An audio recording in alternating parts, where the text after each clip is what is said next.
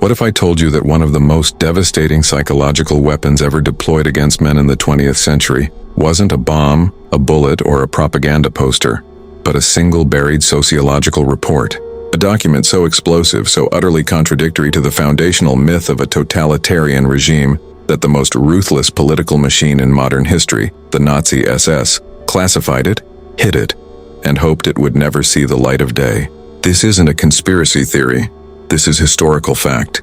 And within the next minutes you will understand why this single act of bureaucratic suppression reveals a dark, uncomfortable truth about female nature, male obligation, and the silent war that has been waged against the masculine spirit for generations.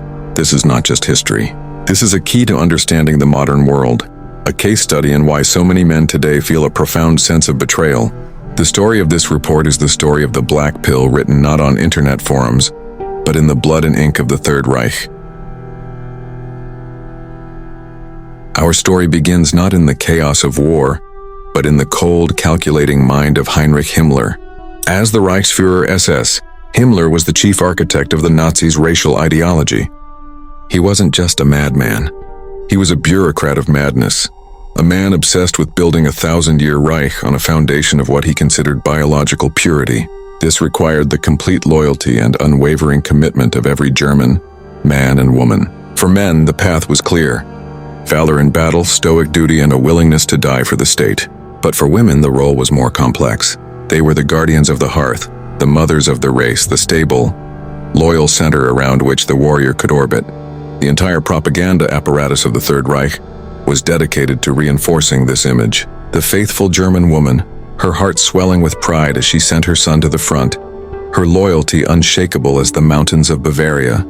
This was the myth, and Himmler, paranoid and detail-obsessed, wanted to know if it was true. So in the early 1940s, he commissioned a secret study.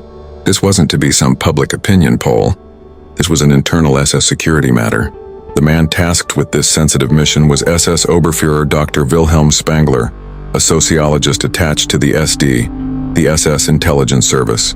His orders were simple yet profound: investigate the morale and specifically the loyalty of German women to their men who were fighting at the front. Spangler and his team were given unprecedented access. They could cross-reference male censorship reports, interview soldiers on leave, debrief field police, and analyze internal party communications. They were to deliver the unvarnished truth, and what they found shattered the central pillar of Nazi gender ideology into a million pieces. Imagine you are a young German soldier. Let's call him Karl. You are 19 years old, freezing in a foxhole somewhere outside Stalingrad. The world has shrunk to mud, fear, and the constant thunder of artillery. The only thing that keeps you human, the only tether to the world you once knew, is the letters from home. Specifically, the letters from your sweetheart Anna. You met before the war, promised to wait for each other. Her letters are filled with talk of her work in the factory, how she misses you, how proud she is. You carry her photograph, the edges frayed from constant handling. It is your talisman against the horror. Now imagine the mail call. You get a letter, but it's not from Anna. It's from your mother. Her words are hesitant, careful. She tells you that Anna has been seen frequently with a French prisoner of war assigned to a local work detail. Then she says Anna has moved in with a high-ranking Nazi party official, a man in his 40s who has a heart condition that keeps him safely out of the war. The letter ends with, "I'm so sorry, my son, be strong." In that moment, the foxhole doesn't just feel cold. It feels like a tomb. Your reason for surviving, for fighting, evaporates. What are you dying for? Not for the fatherland, an abstract concept. You are dying for a regime that has stolen your youth, your freedom, and now your reason to live. This wasn't an isolated tragedy. According to the Spangler report, it was an epidemic. The initial findings were so shocking that Spangler's team deepened their investigation. They discovered that infidelity among soldiers' wives and girlfriends was not just common, it was rampant. And the data they compiled was chillingly specific, undermining the very myths that the Nazi state relied on to keep morale alive. In major cities like Berlin, Hamburg, and Cologne, estimates suggested that over half of the women with partners at the front were engaged in extramarital affairs. But the real kicker, the detail that sent a chill down the spines of the SS analysts, was the pattern of betrayal. It wasn't random. The report meticulously documented that women were overwhelmingly unfaithful with men who offered heightened status or immediate security. They were leaving their frontline soldiers for high-ranking party functionaries, industrialists and factory managers, men with power and privilege. Or they were taking up with foreign workers and prisoners of war, not out of grand passion but as a transactional exchange. A French POW could provide coffee, chocolate, or other scarce luxuries. He represented a resource in a time of deprivation. The report concluded women's loyalty was tied to survival and advantage. Consider the case of Frau Schmidt, a composite figure from the report's case studies.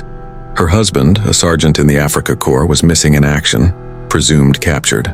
Within 3 months of receiving the news, Frau Schmidt had become the mistress of a local Gauleiter's assistant. She wrote to the Red Cross to stop searching for her husband, stating it was a waste of resources. When a neighbor questioned her, she coldly replied, "A living dog is better than a dead lion." This wasn't the heroic, self-sacrificing woman of propaganda posters. This was hypergamy in its rawest and most brutal form. The report even noted a macabre phenomenon. Divorce rates in Germany skyrocketed during the war, initiated predominantly by women whose husbands were at the front.